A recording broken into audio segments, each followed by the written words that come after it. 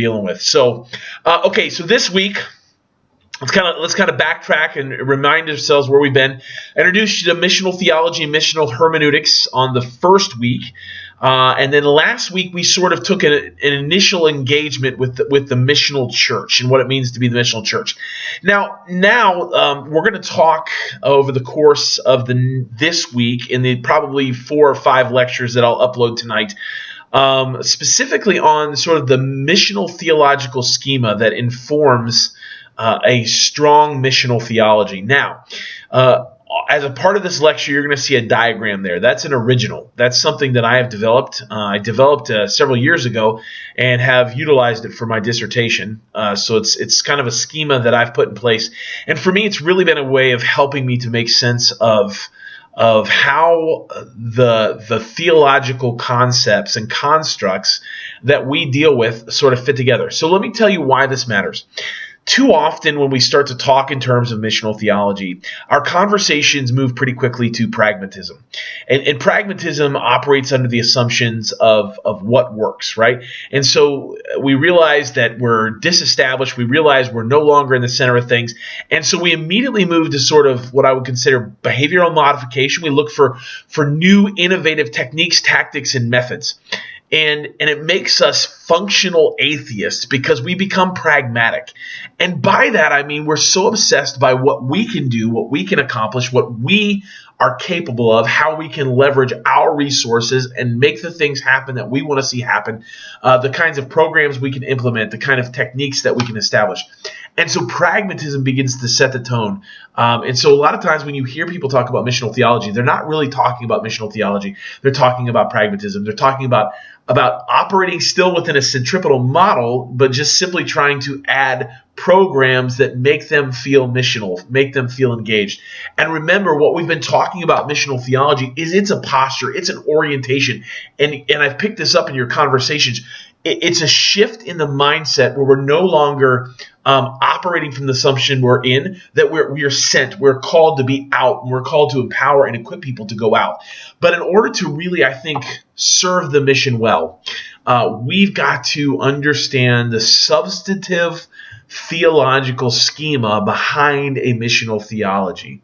And so over the course of these lectures, I'm going to be introducing you to some pretty intentional theological language. So in this lecture, I'm just going to briefly define some of that language because I don't know where everyone is as far as how much background you have in some of this language. And then I'm going to build upon those concepts over the next several lectures that we do.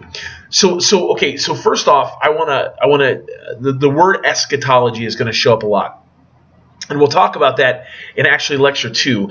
But eschatology is the doctrine of final things. And when you think in terms of eschatology, you want to think in terms of the aim of God or the trajectory of God over the course of history as it moves towards God's fulfillment of time. Okay, so eschatology is the doctrine of final things. Okay, and so it's the aim of God. It's the trajectory of God as God moves in time and moves all of creation towards fullness of time. Okay, so that's what eschatology is.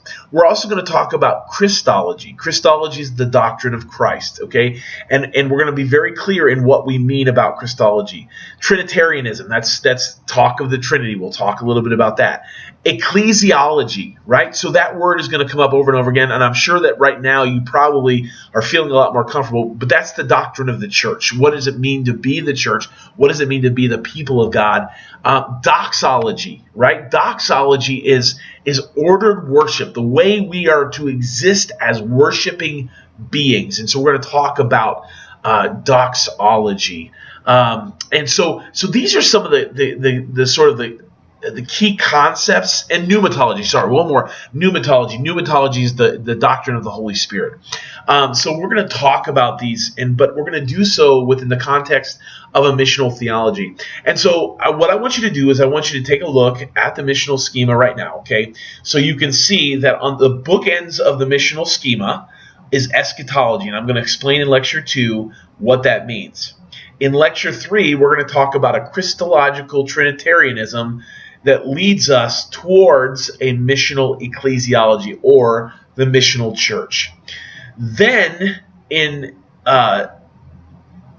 lecture 4, we're going to talk about pneumatology and how important a substantive, robust doctrine of the Holy Spirit is within the context of missional theology. How that informs our worship or our participation in the divine life of God and how it shapes our being in this world. And then we're going to talk about the redemptive mission of God for the world. Okay, and so we're going to take this journey. So familiarize yourself right now with that schema, and then in lecture 2, we'll talk a little bit about eschatology.